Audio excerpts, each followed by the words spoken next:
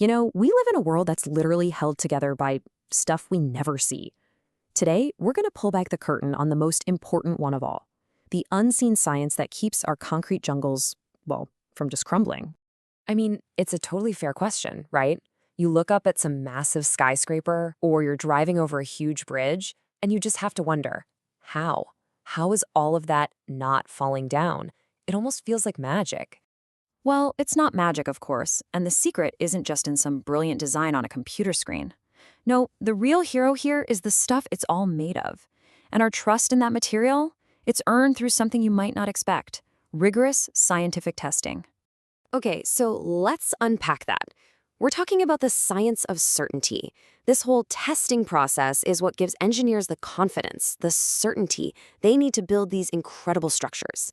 It's how they know for a fact that the cement they're using will do its job, not just today, but for decades and decades.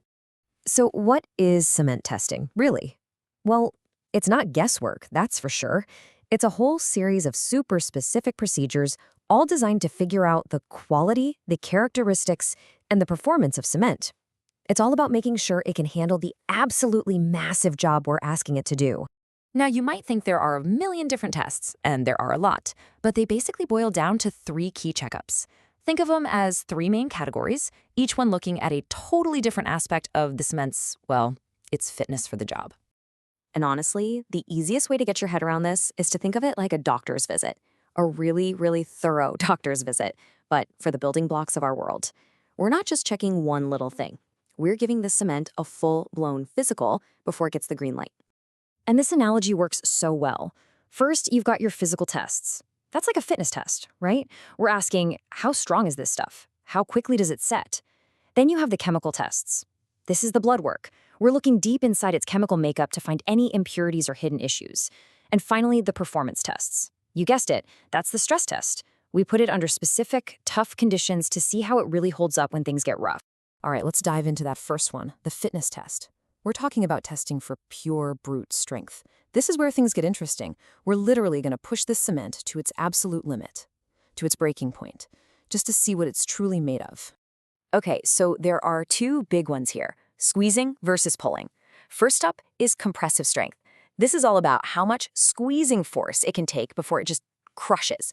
Think about the giant columns holding up a skyscraper. They are under constant, immense crushing pressure. Then you've got the total opposite, tensile strength. This is about pulling. How much can you pull this stuff apart before it just snaps in two? But we're not done. There's also bending versus sliding. Flexural strength is all about bending. Picture a concrete beam in a bridge. It has to handle a massive amount of bending force from its own weight and all the cars on top without cracking. And then there's shear strength. This one's about sliding. Imagine the ground shaking in an earthquake, trying to slide 2 parts of a foundation past each other. This test makes sure that just can't happen. It's pretty incredible. So, okay, we squeeze it, we pull it, we bend it, we try to tear it apart. Why all the fuss? Why does every single one of these tests matter so much? Well, because getting this right or wrong has huge real-world impacts that affect all of us every single day.